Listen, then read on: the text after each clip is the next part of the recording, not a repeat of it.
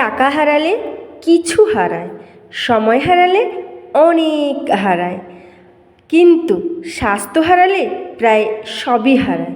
তাই সুস্বাস্থ্যই জীবনের 1 নম্বর সম্পদ। নমস্কার বন্ধুরা, কেমন আছে সবাই? আশা করি সবাই ভালো আছো। রূপমামণি চ্যানেলে তোমাদের সবাইকে ভালোবাসা দিয়ে শুরু করছি আজকের একটা নতুন ভিডিও। আজকের ভিডিওতে আমি জানাবো কেন ফাস্টিং বা উপোস থাকা জরুরি। তো চলো শুনতে থাকো। শরীরের অঙ্গ প্রত্যঙ্গকে বিশ্রাম দেওয়া প্রয়োজন, কিছুটা হলেও অন্তত।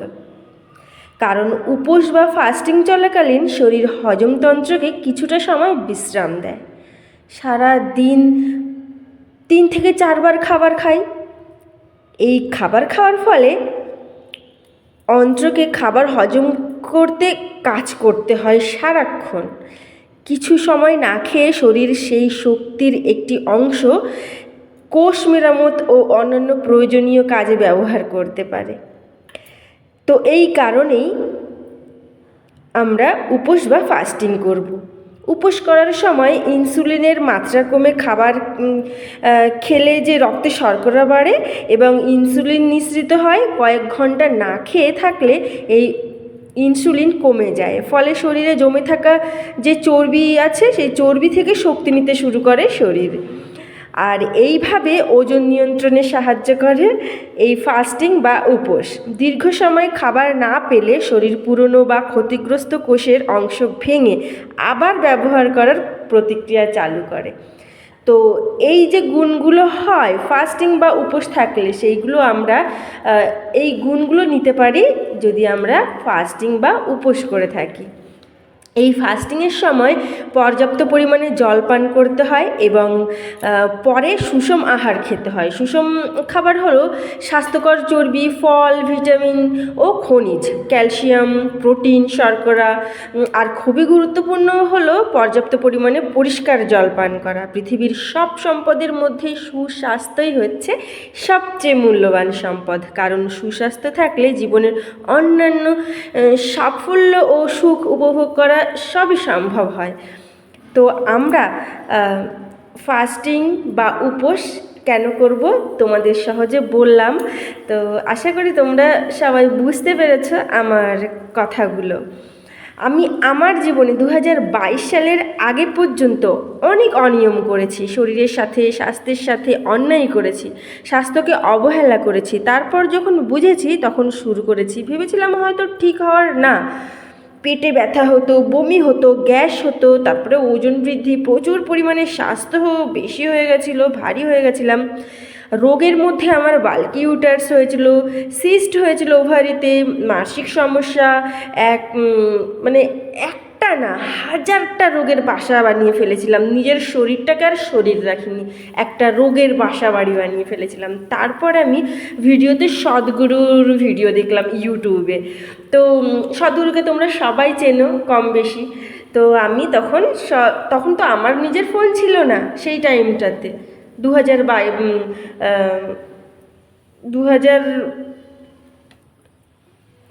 যখন আমি সদ্গুরুর ভিডিও দেখতাম, আমার মাথায় এখন তোমাদের বলতে বলতে মনে পড়েছে, সদ্গুরুকে আমি দেখতাম তখন 2020 সালের আগে, বুঝলে? তো তখন থেকে আমি বিষয়গুলো জানতাম। এবার দেখো, আমিও স্বাভাবিক সবার মতন ছিলাম, শুধু খিদে না পেলেও বিকেলবেলায় এটা খেতে হয় তাই খেতাম, দুপুরবেলা এটা খেতে হয় তাই খেতাম, সকালে এটা খেতে হয় তাই খেতাম। তো নিজের শারীরিক যে সমস্যাগুলো হচ্ছে তার জন্য গ্যাসের ওষুধ খেতাম, এই ওষুধ খেতাম, সেই ওষুধ খেতাম, ভাবতাম এটা তো আমার শরীরের প্রবলেম, আমার কি, আমার দোষ না এটা, এরকম ভেবে চলতাম। তারপরে যখন আমি সদ্গুরুর ভিডিও দেখতাম আমার বরের ফোনে, তখন আমি ভাবতাম সত্যি কি এরকমভাবে থাকা যায় না খেয়ে? তাহলে কি সুস্থ হওয়া যায়? এটা সত্যিকারের কথা যে না খেয়ে থাকলে সুস্থ হয়ে যাব?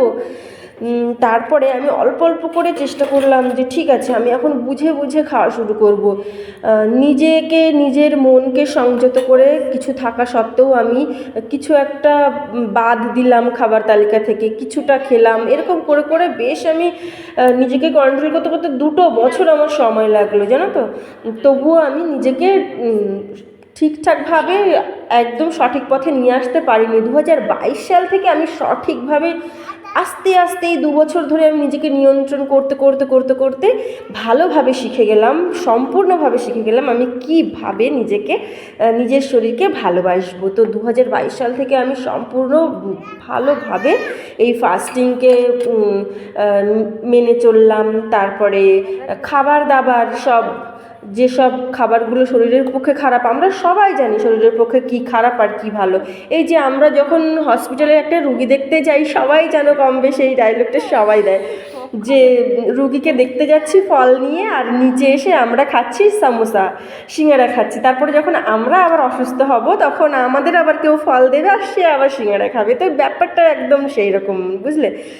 তো যাই হোক, নিজেকে ভালোভাবে বুঝিয়ে মন থেকে আমি নিজেকে আগে প্রস্তুত হলাম, তারপরে ভালোভাবে কাজ চালু করে দিলাম যে হ্যাঁ আমার শরীরের জন্য আমি এইটুকু ভালো করব। তো তারপরে বিশ্বাস করবে না, আমি গ্যাসের ওষুধ খাওয়া ছেড়ে দিলাম। তারপরে যে বড় বড় রোগ হয়েছিল সেই সব বড় রোগের সমস্যা তো সমাধান হলোই, অপারেশন একটা হলো বড় ধরনের। তারপরেও আমি যে এই ফাস্টিংকে মেনে চললাম, এখন এত বড় বড় অপারেশন হওয়ার পরেও আমি না সুগারের ওষুধ খাই, না থাইরয়েডের ওষুধ খাই, না সব কিছু আমার কিন্তু বাড়তি ছিল। আমার যখন অপারেশন হয়েছিল তখন তো ইনসুলিন নিতে হয়েছিল, জানো তো।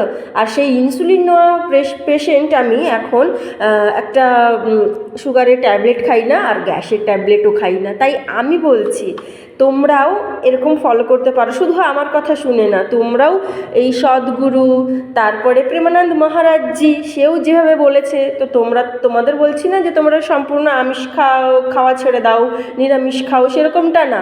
আমি সমস্ত খাওয়ার পক্ষপাতী যে হ্যাঁ তোমরা সবাই সব কিছু খাও। কিন্তু আমি তো অনেকটা সবার কথা শুনেছি, মেনেছি, নিজের সাথে নিজেরই ঠিক হতে 2-4 বছর লেগেছে, তোমাদের কি বলবো বলো। তো যারা অনেক বেশি ভারী চেহারা নিয়ে ভুগছো, কিংবা যারা অনেক রোগ নিয়ে ভুগছো, বিশ্বাস করো এই হাঁটুর ব্যথা, কোমরের ব্যথা, এইগুলো থেকেও খাবারকে যদি নিয়ন্ত্রণ করা যায়, যদি ফাস্টিং করা যায় মাসে 2 বার, তো সত্যি শরীরের পক্ষে ভীষণ ভালো হবে। তো তোমরা এটা করতে পারো। আমরা কখনো চাইবো না, কিন্তু কিছু ভালো তো চাইতে পারি যে সারাক্ষণ উপোস থাকবো বা নিজেকে কন্ট্রোল করব, এরকমটা আমরা চাইবো না। কিন্তু এটা মাসে 2টো উপোস থাকার জন্য তো আমরা রাজি হতেই পারি নিজেদের শরীরকে ভালোবেসে, তাই না? আর সেটা হচ্ছে 2টো পক্ষের 11তম দিন, যাকে বলা হয় একাদশী তিথি। এবার দেখো, একাদশী তিথিটাই তোমরা একদম বৈষ্ণব মতে পালন করবে সেরকম বলছি না, একদম বিজ্ঞানী মতে তোমরা পালন করো। কারণ এই সময় চাঁদের অবস্থান অনুযায়ী আমাদের শরীর রেস্ট চায়, তখন উপোসে মানে উপোস করাটাই মানে আমাদের শরীরের পক্ষে শ্রেয়। শরীর নিজেকে আবার ঠিক করার সুযোগ পাবে। আমি বললেই তুমি শুনবে এমনটা কিন্তু না, আমি বললেই তুমি শুনবে না, তুমি তখন শুনবে যখন তোমাকে তুমি বলবে। আমার অনুরোধ, তোমার সুস্বাস্থ্যের জন্য একবার তোমাকে বলে দেখো, মাসে 2টো দিন শরীরকে কি বিশ্রাম দেওয়া যায়? জিজ্ঞাসা করে দেখো শরীরকে। কারণ যদি আমি বলি যে তুমি সারাদিন ঘর বন্ধ করে একা ঘরে থাকো, তোমার মানতে কষ্ট হবে। কিন্তু তুমি যদি সিদ্ধান্ত নাও আজকে একা বসে থাকবো, নিজেকে সময় দেবো, তখন তা সম্ভব হবে। এই কারণেই বলছি, নিজেকে একবার কমেন্ট করো যে আমার শরীর আমার ভালো রাখার দায়িত্ব, আমি চেষ্টা করব ভালো রাখার জন্য। আর আমি শুধু চাইব তোমার শরীর সুস্থ থাকুক, তুমি ভালো থাকো। আর ভালো লাগলে আমার কথাগুলো শুনো। তো তোমাদের সাথে কথা বলতে বলতে দেখেছো আমি সব কাজ করেছি। আর আজকে তোমাদের কাছে ভিডিওটা যাবে, আমি আজকেই ভিডিওটা তোমাদের কাছে আপলোড করব। আজকেই শ্যুট করেছি সকাল থেকে, আর আজকেই তোমাদের কাছে ভিডিওটা যাবে। আর তো দেখেছো সকালবেলা থেকে আমি এত কাজ করলাম। আমি পরোটা বানালাম, কিন্তু ওটা আটা দিয়ে। তারপরে আমি বাজার গুছালাম, আর তো অনেক কিছু রান্না করেছিলাম, সেইগুলো শেয়ার করিনি, কারণ শেয়ার করা সম্ভব না সব কিছু। তো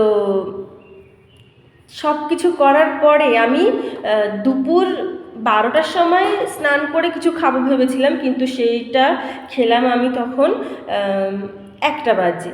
আরও কিছুটা কাজ হাতে পড়ে গেছিলো। তো দেখো আমি কি খাচ্ছি। এটাই হচ্ছে আমার আজকের সারাদিনের খাবার। আর যদি আমার রাতে খুব বেশি খেতে ইচ্ছা করে, তাহলে আমি ভেবে রেখেছি একটা লাল আলু, যেটা মিষ্টি আলু বলি আমি, তোমরাও হয়তো মিষ্টি আলু বলো, তো সেই মিষ্টি আলু আমি একটা সেদ্ধ করে ওটা আমি খাবো। আর আর যে কলা দেখলে আমি দুপুরবেলা একটা খেলাম, সাথে 4টে লিচু আর আম খেলাম, তো সেরকম রাত্রিরেও ওই কলা একটা খাবো। এবার কলা খেলে কী হয় বলো তো, এনার্জি বাড়ে। তো আমি জানি আমার শরীরে যখন প্রচণ্ড বেগে খিদে আসে তখন আমি বুঝতে পারি, হ্যাঁ এই যে খিদে ভাবটা আসছে, এইবার আমার শরীরে যত খারাপ রোগ আছে, কিছু আছে, এবার আমার শরীর সেটাই খাবে, এবার ওই রোগটাকেই খেয়ে শেষ করে দেবে। এটা আমি কোথা থেকে শিখেছি? এটা আমি সদ্গুরুর কাছ থেকে শিখেছি। এটা ইউটিউবে তুমি হাজারো বিজ্ঞানী মতে যারা ফাস্টিং করার কথা বলছে তাদেরও ভিডিও চালিয়ে দেখবে, তারাও সেই একই কথা বলছে। কারণ আমাদের শরীর জোয়ার ভাটার মতন চলে, চাঁদে